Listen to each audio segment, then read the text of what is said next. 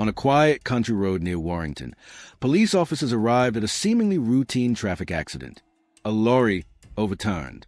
A tragedy. But when they looked inside, they found something that turned a simple crash into a full-blown criminal investigation. Hidden beneath a pile of freight was a body, and the truck belonged to a man named Thomas Maher, a seemingly ordinary businessman, a father, a polite neighbor. This is a story of a man whose entire life was a lie. How did a small-time haulier become a logistics mastermind for international cartels, moving millions in drugs and human cargo? And how did he get away with it for so long? The answers are even more shocking than the discovery itself. That body, hidden in the truck, was just the first horrifying thread to be pulled. The lorry was an intricate piece of a much larger, darker puzzle, and it was traced back to a small haulage firm. The owner was a man named Thomas Maher. At first, detectives assumed it was a case of a single, desperate criminal trying to conceal a terrible mistake. They found the lorry's manifest, a stack of seemingly clean paperwork listing unremarkable cargo. But a cold, creeping suspicion began to set in. Why go to such lengths to hide a body? What else was this man hiding? Maher's initial answers were smooth, practiced. He was just a businessman. The lorry was a subcontracted vehicle. The cargo was sealed. He had no knowledge of its contents, but the facts on the ground didn't align with his quiet claims. As they continued to peel back the layers of the crash scene, the investigators' questions grew more pointed, and Maher's denials began to feel less like genuine innocence and more like a well-rehearsed script. The true scale of his deception was about to come into a focus so clear it would chill investigators to the bone. On the surface, Thomas Maher was a ghost. He wasn't a criminal with a rap sheet or a gangster with a flashy car. He was a man who deliberately cultivated a boring life. He lived in a quiet suburban street in Warrington. Neighbors knew him as a quiet, polite man who kept to himself. His business was registered to a small, unassuming office. He didn't engage in ostentatious displays of wealth. His entire public persona was a carefully constructed fortress of normalcy, a camouflage designed to make him invisible to everyone who wasn't in on his secret. But behind the curtains of his detached home, a completely different person was at work. While his neighbors saw a regular businessman, law enforcement would later discover he was a silent orchestrator of a complex criminal enterprise with a global reach. He was a master of logistics, an invisible player trusted by some of the most powerful and ruthless criminal organizations in the world. He was a man who moved the unthinkable, and for years, he had been succeeding. This documentary is a definitive story of Thomas Maher. We will take you on a journey into his hidden world, a world where innocent-looking trucks carried secrets worth millions. We will uncover how he used funerals to network with gangland figures and how the investigation that followed led police down a rabbit hole of shell companies, false identities, and offshore bank accounts. We'll show you how a single technological breakthrough exposed his entire digital footprint, revealing a web of voice notes, text messages, and spreadsheets that would ultimately lead to his downfall. By the end, you'll see how a seemingly routine accident became the key that unlocked one of the most shocking and sophisticated criminal empires in modern British history. What other secrets are hiding in plain sight? The scene of the crash was grim, the mangled metal of the lorry a stark testament to the sudden violence. But amidst the debris and the solemn wake of the emergency services, a different kind of investigation was quietly taking shape. The discovery of the hidden body had thrown a dark shadow over what should have been a straightforward traffic fatality. Detectives meticulously documented the scene, every scratch, every shard of glass, every detail of the makeshift concealment. The body itself offered no immediate answers, crudely wrapped, an identity yet unknown. But the lorry was a breadcrumb. Investigators traced the vehicle registration, the ownership, and the recent journeys. It led them to a small haulage firm in Warrington, and to its owner, Thomas Maher. His initial statements seemed plausible, the standard denials of someone caught in an unexpected and unfortunate situation. But the more the detectives looked, the more inconsistencies began to surface. The paperwork for the journey was vague. The subcontracting arrangement he claimed seemed hazy. And why, if it was just an accident and a tragic death, was a body so deliberately hidden? A seed of suspicion had been planted, a nagging feeling that this was far more complex than a simple road traffic incident gone wrong. The local police investigation soon attracted the attention of a larger, more specialized agency, the National Crime Agency, or NCA. These were the detectives who dealt with the most serious and organized criminal threats to the UK. They saw the hallmarks of something bigger. The deliberate concealment, the cross-border nature of the journey from Italy, it whispered of a hidden network. And so began a long, painstaking process of peeling back the layers of Thomas Maher's seemingly ordinary life. For months, then years, NCA investigators quietly began to piece together fragments of information. They re-examined every route Maher's vehicles had taken in the past, tracing journeys across Belgium, the Netherlands, Germany, and even as far as Northern Ireland. Each journey, initially appearing innocent, was now viewed through a lens of suspicion. They scrutinized logistics records, interviewed former employees, and analyzed financial transactions. Small anomalies, previously dismissed, began to form a disturbing pattern. Unusual deviations in routes, discrepancies in cargo manifests, and subtle financial irregularities started to paint a picture that was far removed from that of a simple haulier. The red flags were subtle at first, almost imperceptible, but to the trained eyes of the NCA, they were there, hinting at a vast and intricate web of illicit activity. Maher was a ghost, but even ghosts leave faint traces. As the NCA dug deeper, they began to uncover connections that stretched far beyond the legitimate world of haulage. One seemingly innocuous event from several years prior began to take on a chilling significance. In July 2015, a high-profile Salford gangster named Paul Massey was tragically shot dead. His funeral drew significant attention, a gathering of figures from across the British underworld. And amidst the mourners, carefully noted by surveillance teams, was Thomas Maher. He wasn't lurking in the shadows. He was seen openly interacting with known criminals, shaking hands, and speaking with bereaved family members. It appeared to be an act of respect, a show of solidarity. But to the intelligence officers observing, it was a jarring image. What was a seemingly ordinary haulier doing at the funeral of a notorious gangster? This single observation acted like a key, unlocking a new line of inquiry. Investigators began to re-examine Maher's associates, his contacts. They discovered that some of the individuals he had been seen with at the funeral had links to serious organized crime, including drug trafficking. The respectful mourner had a foot in a very dark world, and funerals, it turned out, were just one of the ways he navigated it. They provided a legitimate reason for travel, for cross-border movements, often with minimal scrutiny.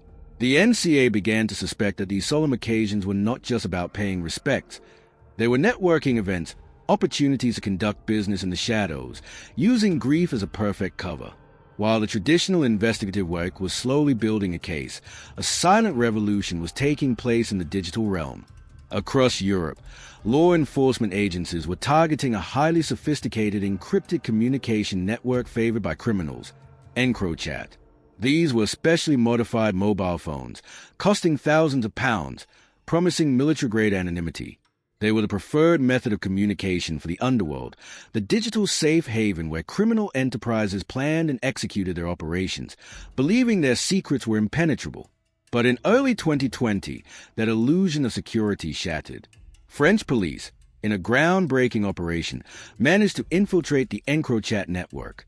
Suddenly, the encrypted conversations of thousands of criminals across Europe were exposed. And among the vast ocean of intercepted messages, one name began to surface with alarming regularity. Satirical, the alias used by Thomas Maher.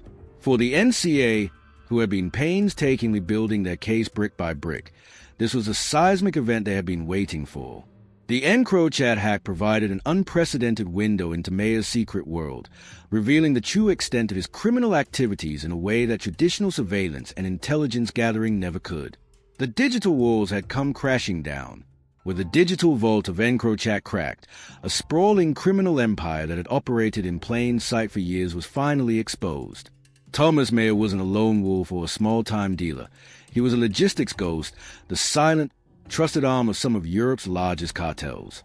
The messages revealed a web of shell companies he had carefully constructed to obscure ownership and confuse law enforcement. Each firm, from a seemingly legitimate haulage company to a simple recycling business, was nothing more than a front. He rotated through them like a phantom, ensuring no single entity could be easily linked to his illicit activities. His methods were so meticulous that investigators discovered he used over 70 false identities and financial records to create this smokescreen. This wasn't just a business. It was a parallel shadow economy, one he had built from the ground up. His primary arteries of crime flowed through the bustling ports of the Netherlands, with Rotterdam being a favorite entry point. From there, his lorries would fan out across the European continent. Germany, Belgium, Northern Ireland, all became part of his intricate delivery system. But the most important destination was always the same: Britain. The messages contained within the EncroChat devices provided investigators with an unprecedented look at how he ran his business. He was a master puppet master, coordinating dozens of shipments at once, negotiating prices, and organizing safe drops with the calculated calm of a CEO. He never touched the product or signed for it himself. He simply issued orders, and his network would execute them flawlessly. He even hired ex-military drivers, men with clean records, who were trained to follow tight security protocols and never ask questions. If one was caught, Maher had a Puritan script and legal aid ready to ensure his own deniability remained intact. Thomas Maher understood that his survival depended on more than just paperwork.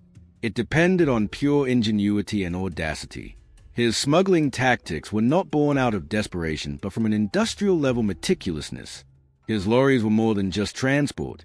They were mobile smuggling containers, fitted with ingenious hidden compartments. Fuel tanks were welded with false bottoms to hold kilos of cocaine. Hollowed-out industrial equipment, like large metal pipes or concrete blocks, would be filled with compacted heroin before being resealed and placed on pallets. The level of detail was staggering. In one case, investigators found drugs concealed inside ceramic tiles that had been carefully resealed with resin to avoid detection by sniffer dogs. Another shipment had drugs hidden in insulation foam, a material notoriously difficult for canine units to search. To ensure his high-value cargo went unnoticed, he employed sophisticated diversion tactics. He would send a decoy lorry on a standard route, while the real shipment, loaded with millions of pounds of drugs, would travel on a different ferry from a separate port an hour later. The shipping manifest for the drugs were always flawless, but they were flawless lies with forged invoices and fabricated company logos. Maher had taken every measure to make sure that even if one of his trucks was stopped, the evidence would be so deeply buried and so well camouflaged that it would pass a routine inspection. He was a man who believed in 1,000 details, all working in concert to create one perfect fiction.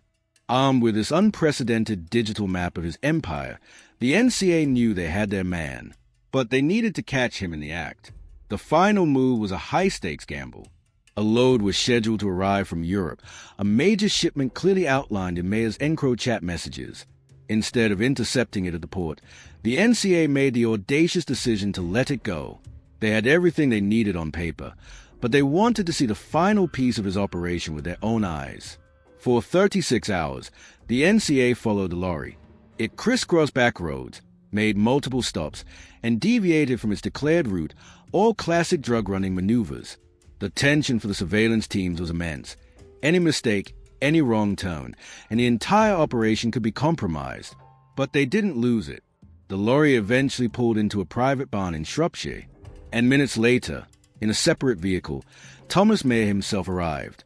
The ghost had finally revealed his true location. What followed was a textbook arrest.